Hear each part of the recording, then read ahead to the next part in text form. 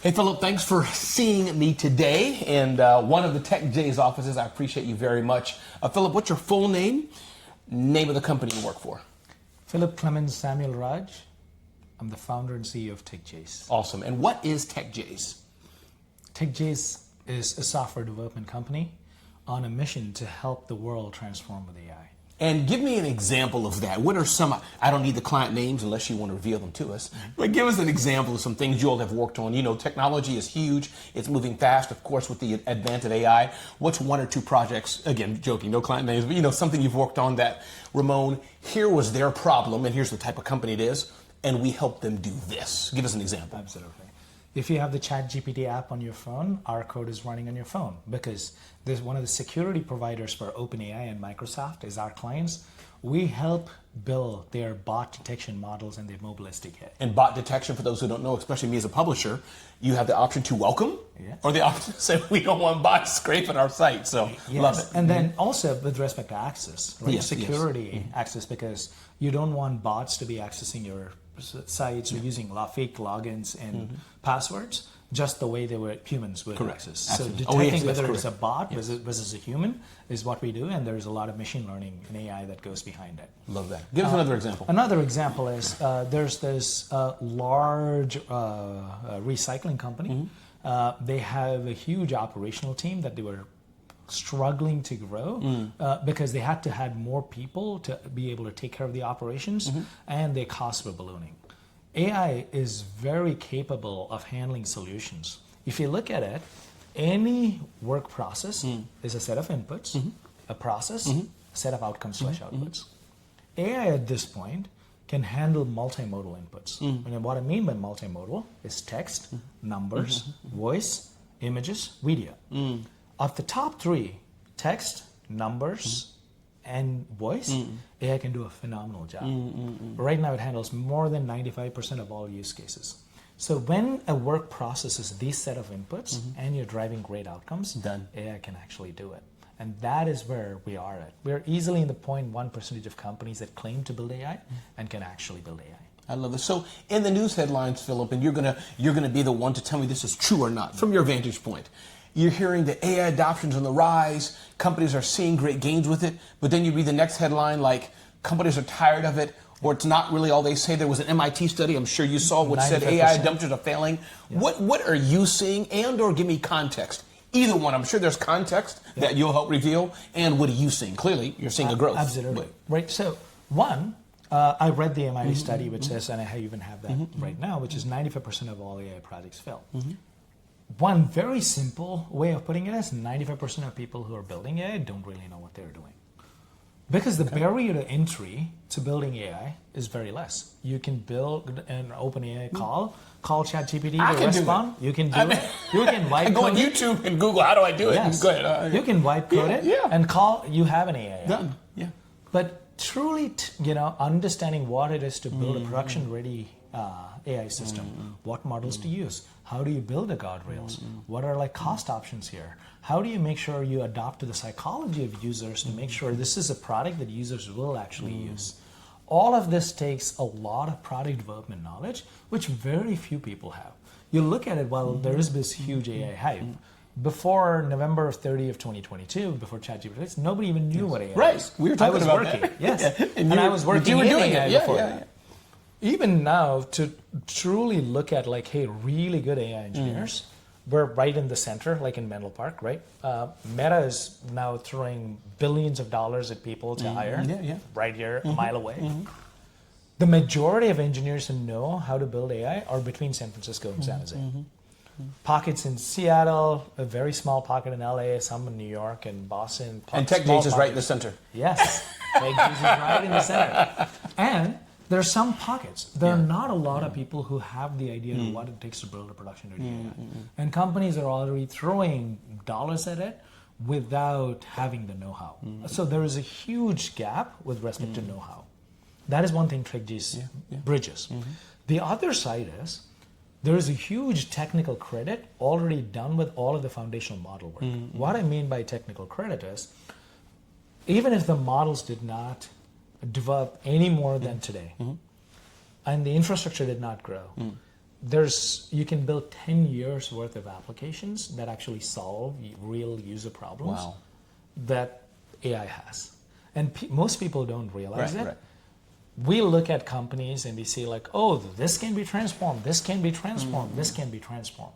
And AI is disrupting the world, whether we like it or not. Yeah, yeah. And I believe, and this is our mission to help the world transform with AI. I love it. Is it fair to say, Philip, that we can take this cup, that Ramon Ray can reasonably build an app to detect this cup and figure out which one's a cup or which one's a banana? Yep. That's easy-ish. Because Yes. I'm a kind of a fake techie. I'm not. You know what I'm saying? That's what I'm trying to repeat what I'm Yes. hearing. That's doable. Yes. But you're saying if an airline, a hotel, a hospital wants to do that, that's where Techjays and/or Yeah. one or two of your competitors, you need Yeah. expertise Yes. to get it. You can't just have two guys in a garage or two girls and a cat vibe coding. Is that Yes. kind of what I'm hearing? That's why they Agreed. fail. It's because they're just, since it's a low barrier to entry, yeah, you built the app, Yes. but when it was put to real use, Yes. nobody liked it or didn't work. Is that what I'm Agree. hearing? And there's also a lot of companies have internal tech teams where like, oh yeah, just take some few AI courses and Yes. build it, Okay. and they fail miserably. Okay. But there are like phenomenal AI apps that I saw. Like you Absolutely. mentioned about competitors, there are some competitors here in the Bay Area who are Not too doing a many. great job. There's only like Yeah. one or A few of them. Yeah. They're doing a phenomenal Yes, job yes. of building applications Yes, and yeah. so on. So that's the difference. And right now, as I mentioned, the three inputs, right? Text, numbers, and voice. Any work process that follows these three inputs, a combination of these, and get outcomes are ripe for AI disruption. I'll give you an example. Please. Which we did not have in March of this year. Sesame.com released, I think, the last week of February and so on. First week of March, I was playing with it. It's like, oh, this is a phenomenal voice demo that they built. And me and my CTO talked till 1:30 in the night. I couldn't go to sleep till 4:30. And he's like, hey, we need to build something in voice.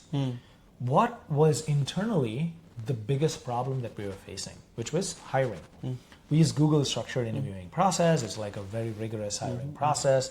Even training our interviewers were hard. Interviewers were having burnout. We were not getting great candidates. We automated it end to end using AI. So now all you need is input a job description and send candidates to it. Voila, you will be able to talk to the top 3 or top 5 candidates. Zero human intervention in between. This is done in a matter of weeks Yes. and rolled out.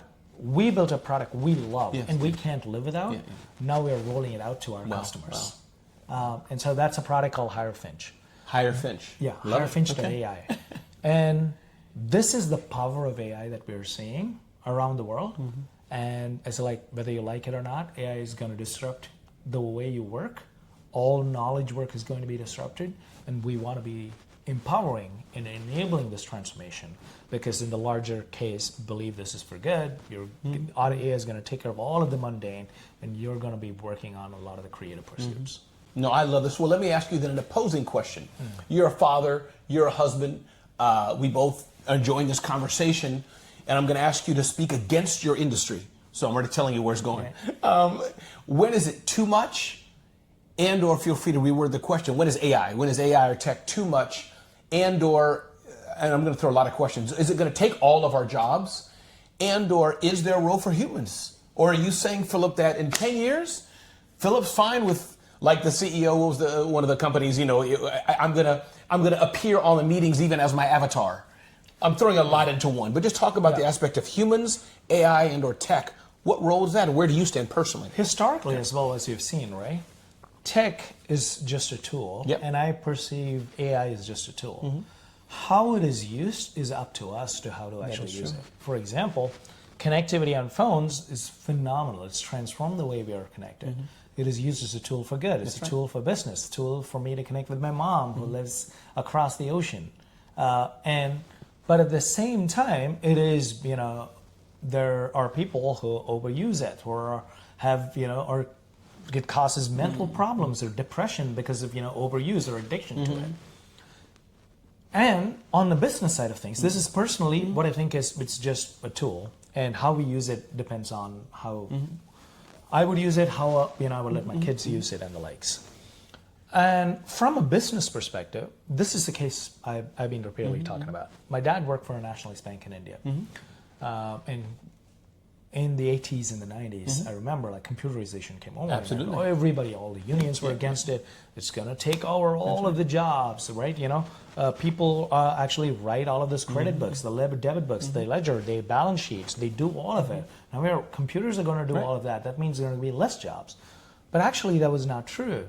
It only took care of all of the mundane. But banking, as such, as an industry, grew phenomenally and generated a lot more jobs. My hypothesis at this point of time is that AI will take care of all of these things, a lot of the mundane, and still leave you for a lot of room for human pursuits, which can be done only by people, and which will actually mean there is an increased work. And it has been true in a microcosm in my life. For example, before, if I met a client, I would be actively taking notes and then host that meeting. I would analyze, write out an email, and send it out. Right now, all the transcripts are there. I have specifically AI to tell me how I write my emails. I draft them exactly. It helps me draft exactly like that. I spend 30 seconds reviewing and editing it and sending it out. That doesn't mean my day has shrunk. My day is still the same. I still work 12 plus hours a day. You sit home, fish 4 days a week or whatever. Exactly.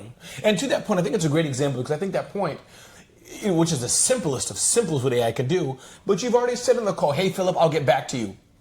Yeah. The bots know. You've already said, we'll agree to those 3 points. Yes. You've already said we agree to this price. So you're going to write the email that says, as agreed, right? Yes. This price is good for you, these 3 points. So I see your point, you know, and I hear you, and I think I just want to underline that. What I'm hearing you say is you take the telephone. I wasn't in the days then, but telephone operators, 99% were ladies, and doing the switching.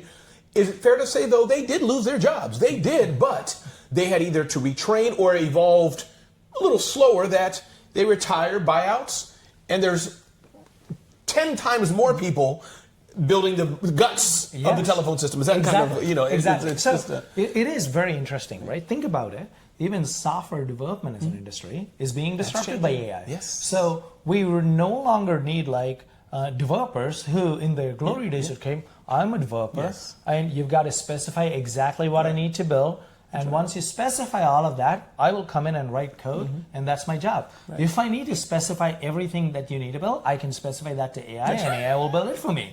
You're not needed anymore. That's right. So every single industry is being disrupted. But as long as people have fundamental good skills, that is what I think.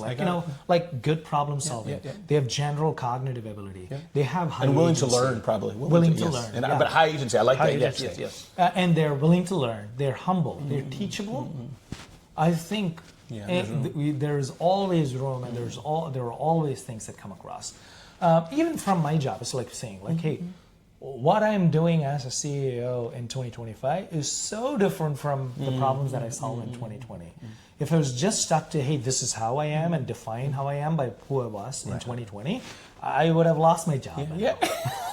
He's the founder. You'd have lost your own job. Yes. No, I get it. No, for sure. Phil, let's dive into a bit more about Techjays.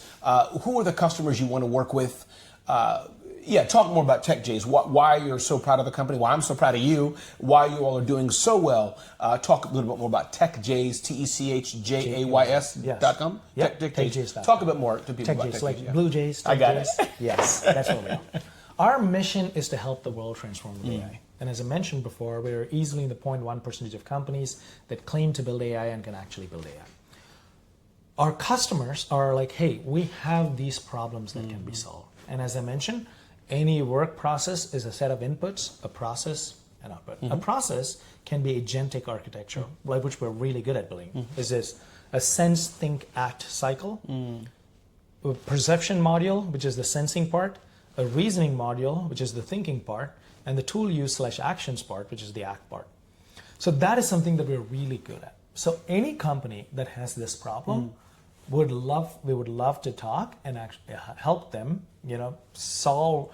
bring a solution saying like how best we can help use AI to help solve their problems. I love it. It can be an increase in revenue metric that we're driving for them, reduction in operational cost. So all of those are, we're predominantly focused on how can we design AI solutions that drive the most ROI. I love it. And from what we shared offline is that you can work with the techiest of companies, and or, layman's words in a good way, the basic, hey buddy, we're a farm, a $100 million farm, and we need solutions. Yes. Bring it. Whichever industry agnostic, it's what's the solution, and can technology, AI, have a role to play. Absolutely. Love it. A few more things, Philip, to get a little more about business building. Let's talk about culture. You just told me, I hope it's public knowledge, but told me that you've implemented culture into Techjays recently, or whatever it was. And I know that's important to you personally. Why is culture so important? We read it in the headlines, read about Starbucks and all this, but here's my friend, somebody I know, he's saying in his own company, Ramon, no, culture is important. Why? Yeah.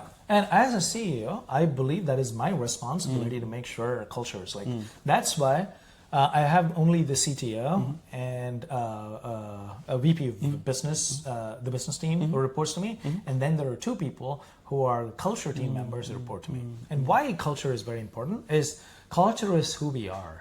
It is not something that is codified in like a document or so, but the values that we live in. Do we have integrity? Number one. Do we have contagious joy? That is one of our values. Like at Techjays, everyone shows up every day with contagious joy to build incredible products and deliver a world-class customer experience, working incredibly hard and while having a rewarding career. Yeah, and both are important, the balance. Yeah, it's a balance. Yeah. So that is very, very important as to who we are. And we take values seriously, because only when we embody who we are really well, the output with respect to how we serve our customers will naturally flow through us. This contagious joy should be inside of us, shared between us, and then we pour it out to our customers and to the world, into the products that we build, right? Do we really genuinely care about making a phenomenal product, right? And do we do excellent work that we have given it all, we have left it all on the field. So all of these are more important than just lines of code or dollars and so. So culture, that is why culture is very important. Like the famous statement, culture eats strategy for breakfast. Right? No, for sure. Let me push back on that. Philip's flying around the world, he's in Spain. You have the top developer who worked at Google, Facebook, Tesla, everywhere in the world. They're super smart, but they're 25% a moron. I mean, they just stole a little bit. They get a little sloppy drunk at work. They just do a little bit of abuse. But they're the best developer. You wouldn't take them. I mean, they're technically highly competent, but they're just a slight moron. I'm using fun words. Yeah. Why not? But we differentiate between, like for example, hey, you don't live out of values. Yes, right. It is like that's the essence of it. Yeah, it is like, for example, especially we hold our senior leadership team to the highest standards. Like there's no like, hey, there's an excuse for a violation. Like we've held it so high, and we will always be. Like a junior person actually stumbles for one, we're like, hey, I like the differentiation. Graceful. We like to give grace, coach people, and that's one of the things that the culture team actually does. So culture team does, and like, hey, this is not something to be repeated. But then we are very strict with that there is no reoccurrence. We have to treat everybody like, we're all the image of God, and we have to treat everybody like that. There is no violation that is accepted. Juniors are coach, senior leadership, you already know it, you've agreed to it. So even the highest of senior leaders, we have never put out exceptions, because you can give one exception, and then if you start making exceptions, then where are you standing? Then you have the wrong headlines. Yes. And if anything I didn't ask you, Philip, feel free if you wanted to mention something before we come to an end. But give us some tips on building a company, whether the same rules apply to building a tech company or building any company. You're an entrepreneur, you're building Techjays, you've been doing it for a minute now. What are some things you've done right, things you've done wrong, and/or it's all? I ask usually 10 questions in one breath. But advice for building a great business. What's some things you learned? More, less advice, but more my experience. Let's do it. Because I think I've read a lot of entrepreneurial books, but when the rubber hits the road, it's completely different in real life. Absolutely. There is no substitute for hard work. People say like, oh, you can work smart. Even Tim Ferriss, like the 4-hour work week. You're not going to be an entrepreneur working for 4 hours a week. Absolutely, that's not happening. Even smart work even to know where you have to work smart, you have to work incredibly hard first. And by the time you know how to work smart as well, you know there are so many problems that you want to solve that you're already working hard on all of those things. So there's no substitute for hard work. 0 to 1 problem is the hardest problem to solve. And then what I was like, just be focused on solving the 0 to 1 problem. A lot of people that I've found, many people are so interested in solving for the 1 to 100 or 1 to 1,000 before solving the 0 to 1 problem. And so focus on 0 to 1 problem. And 0 to 1 problem, focus on the basics. Focus on, just tell those who may not be familiar with 0 to 1 problem. Yeah, 0 to 1 problem is, hey, where's your first customer? Do you have the first dollar in the bank? Have you found product market fit for the product that you're launching? And that's a big one, product market fit. Yes. You know, or at least found people that you're willing to pay for it. Yes. Right? So all of those are the 0 to 1 problems that you're to focus on. Do you have you started building a high functioning team? That's a 0 to 1 problem, right? And so those are problems that you have to be maniacally focused, obsessively focused on solving before you let yourself get distracted by all of those things. And I see that's a common mistake to make before you've solved this to actually go over and focus on other stuff. And yeah, those are things that as a founder that I've learned and would love to share. It's an extremely painful journey and an extremely rewarding journey. And Chihuan, who's a VC here, and one of my favorite VCs said, being an entrepreneur is like getting punched in the face every single day and liking the taste of your own blood. Yes. Sounds like Navy SEALs or other operations, you know? One more time, give us your full name of your company, and how do you want people to reach you? Just go to your website, or one more time, talk about who you are. Name is Clements Samuelraj. I'm the founder CEO of Techjays. I am most active on LinkedIn, so ping me on LinkedIn. You should be able to find me, or find us on our website, techjays.com. Love it. Thank you, Philip. Appreciate you. Lovely meeting you.